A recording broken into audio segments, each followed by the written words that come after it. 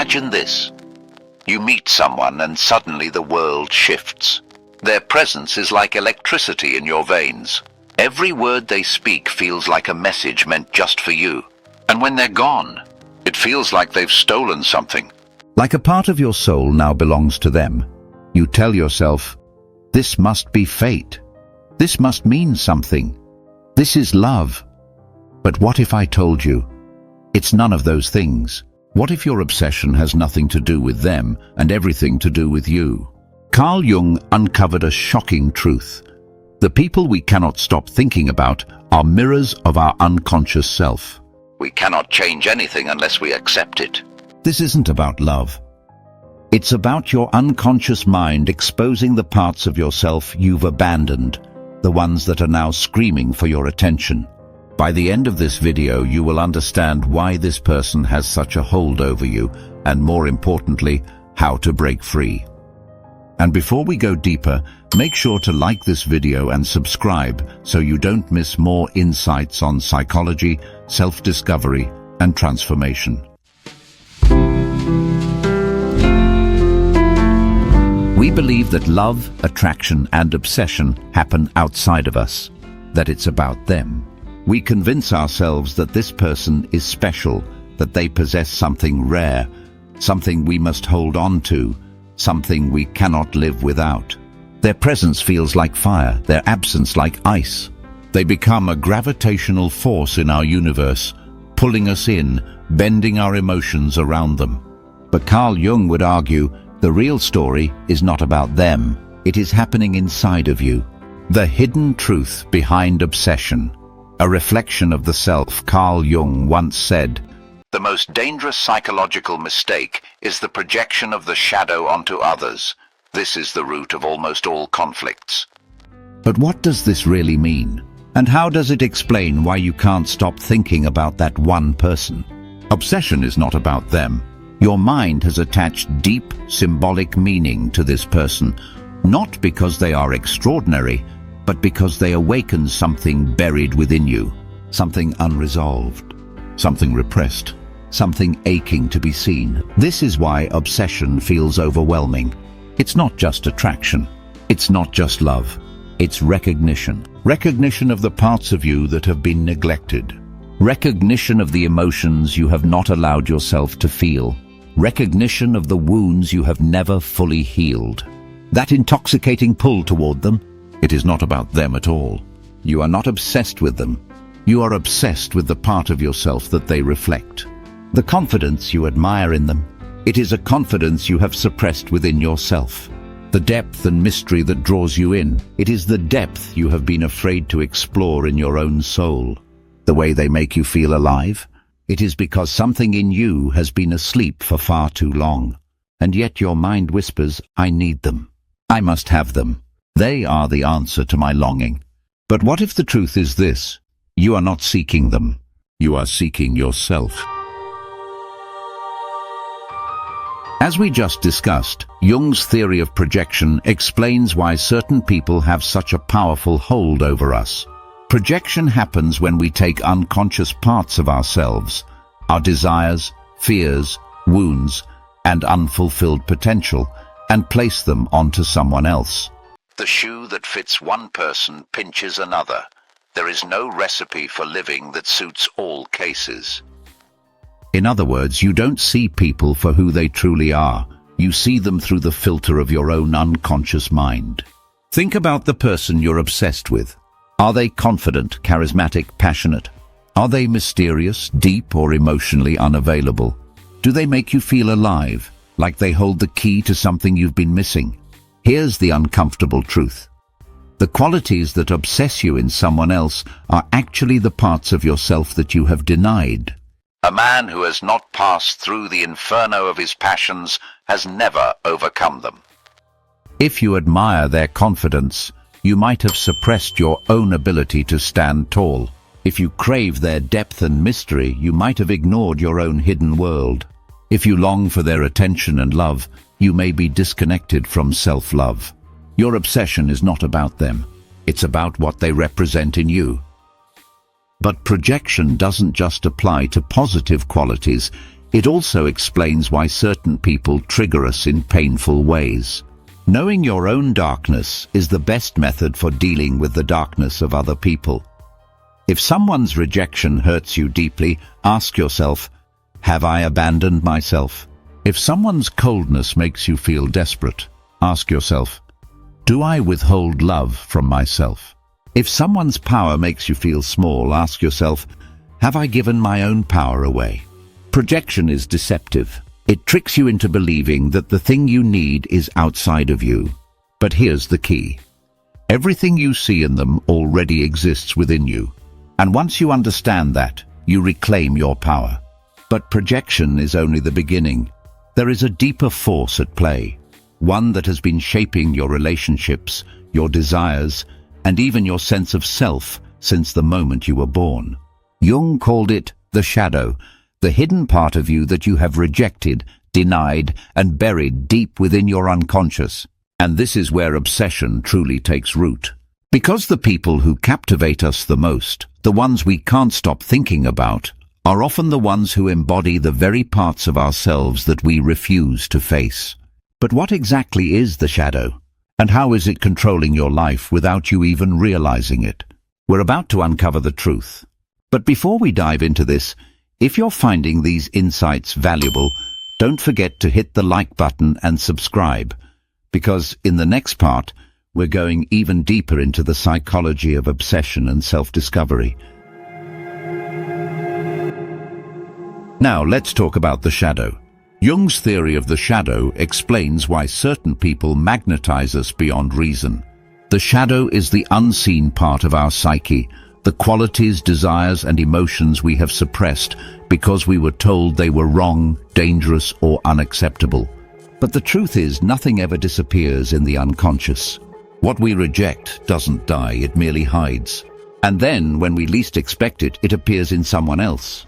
Where wisdom reigns, there is no conflict between thinking and feeling. That person you can't stop thinking about, if you are drawn to their confidence, it may be because you have suppressed your own inner power. If you are captivated by their mystery, it may be because you have ignored your own depth. If you crave their love, it may be because you have never fully embraced yourself. The reason they feel irresistible is because your unconscious sees them as a missing part of you. They are a mirror, reflecting what you have lost. Wholeness is not achieved by cutting off a portion of one's being, but by integration of the contraries. But the shadow isn't the only force at play. Sometimes obsession runs even deeper, into the ancient unconscious forces Jung called the anima and animus. If this is resonating with you so far, don't forget to hit the like button. It really helps support the channel and allows us to create more content like this. Jung introduced the idea of the anima, the feminine side within a man, and the animus, the masculine side within a woman. Every man carries within him the eternal image of woman. Every woman carries the eternal image of man. When you become obsessed with someone, it's often because they embody a lost part of your psyche. A man might become obsessed with a deeply intuitive, emotional woman because he has disconnected from his own emotions. A woman might become obsessed with a strong, independent man because she has denied her own inner strength. This is why attraction sometimes feels like destiny. But Jung would warn, it's not love, it's not fate. It's a reflection of what your soul longs to integrate. People will do anything, no matter how absurd, in order to avoid facing their own soul. The truth is, we don't need another person to complete us. We need to reclaim the lost aspects of ourselves. At this point, you might be wondering, if my obsession isn't really about them, if it's actually about me, then how do I break free? Carl Jung believed that true freedom comes when we stop searching outward and start looking inward. You don't need to erase your feelings. You don't need to fight them. You need to understand them. Most people try to get over their obsessions by distraction, jumping into a new relationship, cutting off contact, numbing the pain. But the more you run, the more the obsession haunts you. Whatever you resist not only persists, but will grow in size. So instead of running, turn toward it. Face it, because the only way out is through. Here's how. Step 1. Recognize the projection. See the illusion. The first step is to realize that what you're obsessed with is not the person, but the qualities they embody.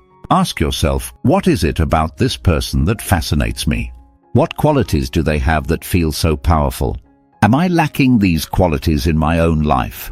Maybe they are bold, confident, free, while you've been playing small, afraid to take risks. Maybe they are emotionally deep and mysterious, while you've been denying your own inner world. Maybe they seem distant, hard to reach, awakening an old wound from childhood.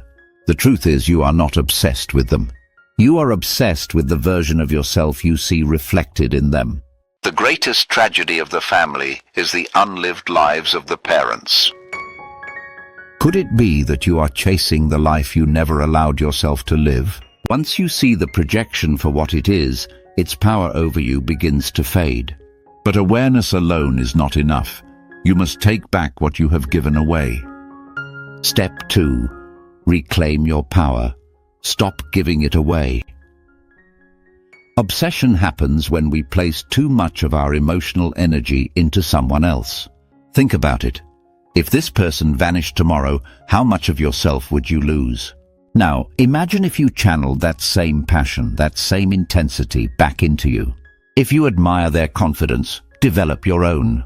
If you crave their depth, start exploring your own inner world. If you feel alive around them, ask yourself, where have I been asleep in my own life? Jung believed that every relationship teaches us something about ourselves. This person, this obsession, is a teacher. But their lesson is not about getting them. It's about becoming who you were meant to be. Loneliness does not come from having no people around, but from being unable to communicate the things that seem important to you. Could it be that this person represents a part of you that has been unseen, unheard, unexpressed? It's time to bring it back home. Step 3. Heal the wound. Stop repeating the past.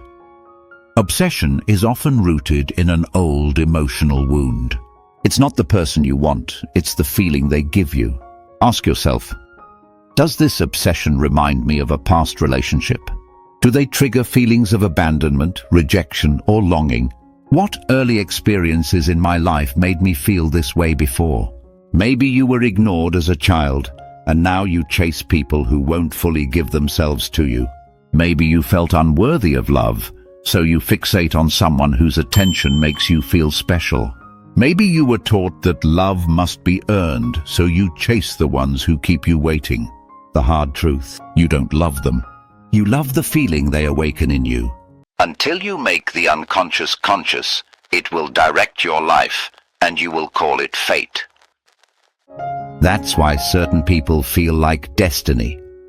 They are not fate. They are familiar. And the moment you stop trying to get them to heal that wound, the moment you heal it yourself, the obsession dissolves. Step 4. Integrate the shadow. Become whole. Again, Jung's most powerful teaching is this. You are already whole. Everything you seek in someone else already exists within you. Wholeness is not achieved by cutting off a portion of one's being, but by integration of the contraries. Instead of needing someone else to make you feel alive, confident, worthy, or complete, give yourself those things. Speak up. Be bold. Take up space. Express your emotions. Dive into your creativity.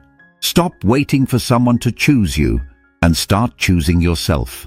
The moment you embrace all of who you are, the obsession will vanish. Why? Because you no longer need them to fill the gap inside you.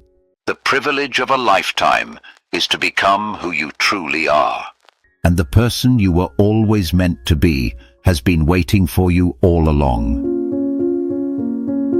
So the next time you feel obsessed with someone, stop and ask yourself, what part of me am I truly chasing? What am I searching for in them that I need to find within myself? Because the love you are looking for, the passion, the depth, the wholeness, has been within you all along. A dream that is not understood remains a mere occurrence. Understood, it becomes a living experience. This is your wake-up call. You are no longer just dreaming. You are waking up. If this spoke to you, don't forget to like and subscribe for more powerful insights on psychology and self-discovery. Now let's talk in the comments. Have you ever experienced an obsession like this? What did you learn about yourself through it? I can't wait to hear your story. See you in the next one.